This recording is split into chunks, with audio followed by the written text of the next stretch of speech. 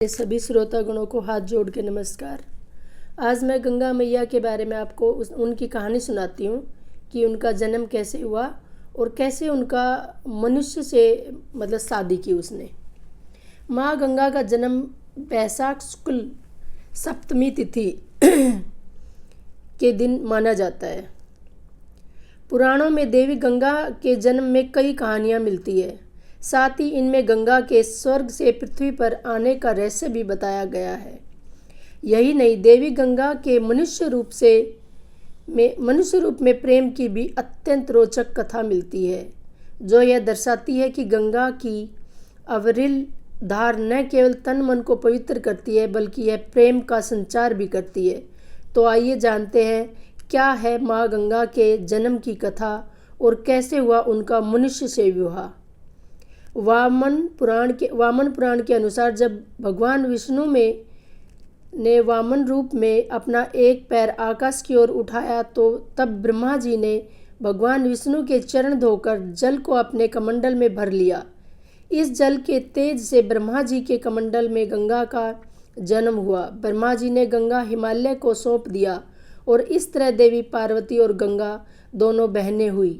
इसी में एक कथा यह भी है कि वमन के पैर के चोट से आकाश में छेद हो गया और 3 धाराएं फूट पड़ी। एक धारा पृथ्वी पर, एक स्वर्ग में और एक पाताल में चली गई और गंगा त्रिपृथक कहलाई। अभी फिर शिव पुराण में एक ऐसी कथा मिलती है कि गंगा भी देवी पार्वती की तरह भगवान शिव को पति के रूप में पाना चाहती थी। देवी पार्वती नहीं चाहती थी कि गंगा उनकी सौतन बने, फिर भी गंगा ने भगवान शिव की घोर तपस्या की। उनकी तपस्या से प्रसन्न होकर भगवान शिव ने उन्हें अपने साथ रखने का वरदान दे दिया। इसी वरदान के कारण जब गंगा धरती पर अपने पूरे वेग के साथ उतरी तो जल प्रलय से धरती को बचाने के लिए शिव भगवान ने उन्हें अपनी जटाओं में लपेट लेते हैं। इस तरह गंगा को भगवान शिव का साथ मिल जाता है। मराठी लोक कथाओं में भी इसी तरह की कुछ बातें मिलती है। यह गंगा की भगवान शिव की दूसरी पत्नी बताया जाता है। पार्वती गंगा को परेशान करती है, जिसकी शिकायत गंगा भगवान शिव से करती है। पार्वती के कोप से गंगा की रक्षा के लिए भगवान शिव उन्हें अपनी जटाओं में छुपा लेते हैं। गंगा के जन्म और नदी के रूप में प्रकट होने की जिस तरह अनेक कहानियाँ उनके अनेक मानव उसी प्रकार उनके मानव रूप में प्रेम की भी कई कथाएं हैं।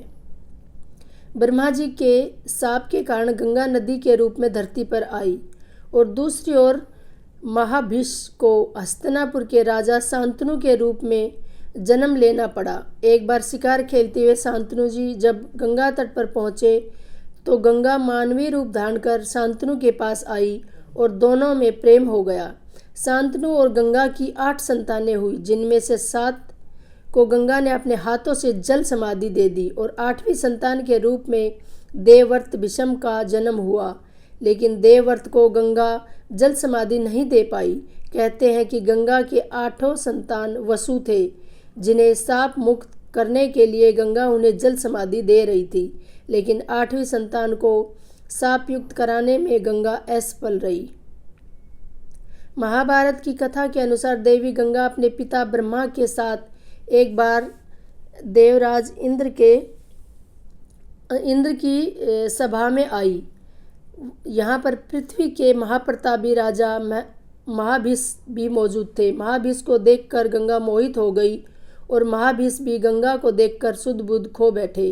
इंद्र की सभा में नेत्र चल रहा था, तभी हवा के झोंके से गंगा का आंचल कंधे से गिर गया। सभा में मौजूद सभी देवी देवताओं ने शिष्टाचार के तौर पर अपनी आंखें झुका ली, लेकिन गंगा में खोए महाभिष उन्हें एकटक निहारते रह गए और गंगा भी उन्हें देखती रह गई। और क्रोधित होकर ब्रह्मा जी ने शाप दिया कि आप दोनों लोक लाज की मर्यादा भूल गए हो, इसलिए आपको धरती पर जाना होगा और आप दोनों एक दूसरे को पसंद करते हैं, इसलिए भी आपका मिलन होगा। ये थी कहानी। अगर पसंद आए तो सुनना जरूर। धन्यवाद।